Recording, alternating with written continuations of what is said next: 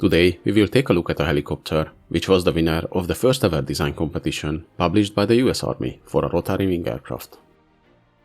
Though it was an interesting design, following the trend of the era, it spent years in development because of its numerous faults, and in the end, it was not accepted into service. This was the Platt-LePage XR-1, the first US Army experimental helicopter. So without further ado, let's begin.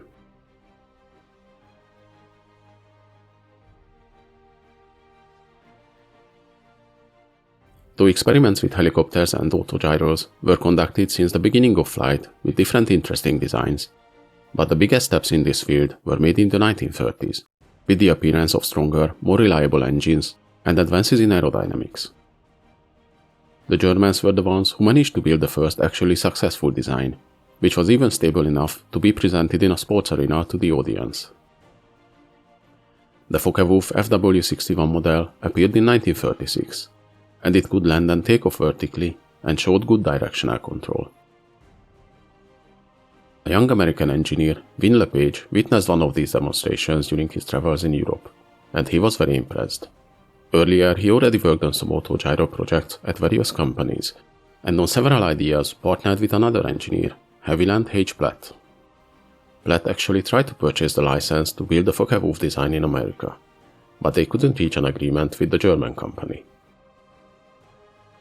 After returning to the US, LePage started lobbying with the helicopter idea at the US Army Air Corps, and at the end of 1938 joined up with Platt to start a new company together to develop their own helicopter as a private venture following the design principles of the Focke-Wulf FW61. Their timing actually was perfect, as before that year the Army Air Corps had no funding for helicopter research. But with war looming over Europe, the Army gained more funding for new developments. And just in 1938, a new bill was passed supporting the research of helicopters for military use. Now with the funding available, the US Army published specifications for a helicopter design in August 1939, calling for new rotary wing aircraft designs with at least 1,200 pounds load capacity. By this time, LePage and Platt already made good progress in the design work of their PL-3 model, which they modified to the Army specifications to participate in the competition. In May 1940, the Army Evaluation Board started to review the entered designs. Undeniably, after the success of the FW61, the Platt-LePage PL-3, which closely followed its design, had an advantage. After reviewing the entered designs, the PL-3 was chosen over the Sikorsky proposal, and accepted under the designation XR-1. A contract was awarded to the company in July to build a flying prototype and a static testbed, and delivered them by January the next year.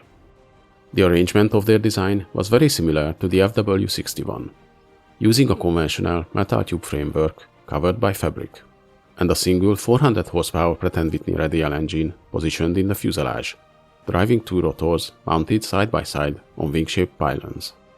These pylons were designed to generate some lift during forward flight. The helicopter featured a two-seat tandem cockpit with the pilot sitting in the front and the observer behind him.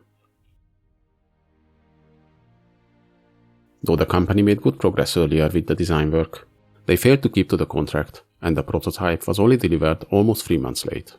And this gave an opportunity to Sikorsky to secure funding from the Army for his work. If you would like to know more about the Sikorsky helicopter design, and how in the end it became the first helicopter used by US Armed Forces in combat conditions, I have already made a video about that type. Check it out. The XR-1 made its first Earth flight in May 1941, which was followed by several more, until finally at the end of June the first free flight happened. But the design showed problems right from the start. It suffered from excessive vibrations, and the helicopter was hard to control. The automatic collective pitch control could even cause control reversal during tight turns. Though several different solutions were tried to fix these problems, the company couldn't fully get rid of them before the prototype was delivered to Wright Field in early 1942 for the early acceptance trials. The problems continued to slow down the progress of the development, and the whole year was spent trying to resolve them, by installing a new rigid rotor system, new blades, giving the aircraft greater range of control, and many more. But the company's test pilot Lou Levitt had still no confidence in the helicopter, and the critical closed-circuit flight test was delayed many times. Finally, in May 1943, Colonel Frank Gregory, the director of the rotary wing projects, himself visited the Platt-LePage airfield to inspect the development.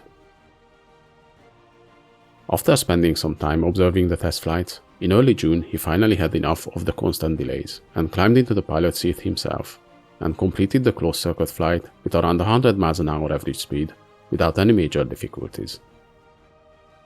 This might sound bad at first, but it was actually good news for the project, as it showed the problem was not with the machine, but rather with the man at the controls. And this led to the company very soon signing up a new test pilot, Jim Ray. Things were looking up, and finally the tests were underway. Until, during a test flight in July, a rotor broke and the helicopter crashed. As it turned out, the cause of the crash was a basic human error.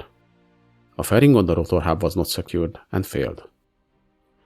But the aircraft was so seriously damaged, it took more than a year to return it to flyable condition again. Luckily for the project, back in October 1941, the Army Air Force already approved funding for a second prototype. This variant, the XR-1A, incorporated many changes and improvements based on the test flights of its predecessor.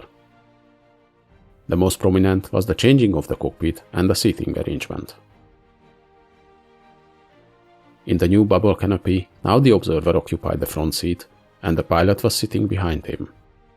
The new model also received a stronger variant of the Pratt & Whitney engine, now producing 450 horsepower.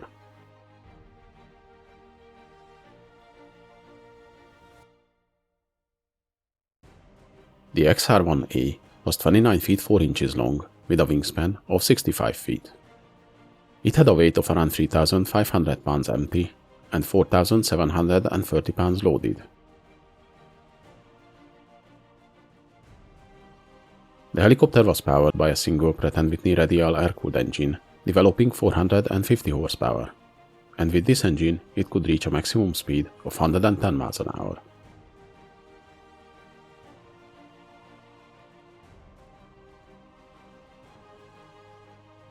The new XR-1A made its first flight in October 1943 with Buck Miller at the pilot's seat. The upgrades on the new variant seemed to work, as the helicopter showed better performance and, more importantly, more precise controls than the first variant. Testing continued at the Platt-LePage factory until summer 1944, when the helicopter completed a cross-country flight from Eddystone to Wright Field. Here the Army Air Force test pilots took over, and the helicopter performed numerous flights until October, when during a test, the right rotor hub failed and the prototype crashed. Instead of being scrapped, the wreck was sold to former test pilot Lou Levitt, who restored it to be used in his company, Helicopter Air Transport. But soon the helicopter was sold again to another former Platt-LePage employee, Frank Piasecki. He did not plan to fly the aircraft, instead the airframe was modified and served as a base for the mock-up of his design, the PA-2B ring wing.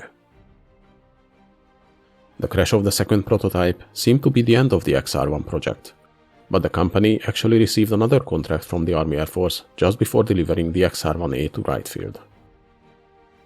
To avoid looking to be biased towards the Sikorsky design, the Army ordered 7 units from the Platt-LePage helicopter in January 1944. The first of the YR-4A models should have been delivered a year later in January 1945, but this actually never happened.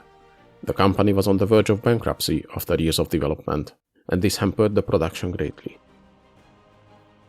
Finally, in March 1945, the contracts with the Platt-LePage company were terminated. By this time, the Sikorsky R-4 helicopters were in service with the armed forces, and already 100 of them were delivered. But the design principle of the XR-1 made a faint comeback a few years later in the form of another helicopter. Back in 1943, when the Platt-LePage company sought capital investment, McDonnell invested in exchange for the right of the twin-rotor concept, and later used it in the development of their XHGD-1 Whirlaway design. But this helicopter was plagued with the same problems as the XR-1, and in the end lost out to the Piasecki HRP-1. Though the Platt-LePage XR-1 in the end was unsuccessful, and the company went bankrupt soon after the cancellation of the Army contracts, it still stands as the first experimental US Army helicopter, and its development was a great training ground for many young engineers.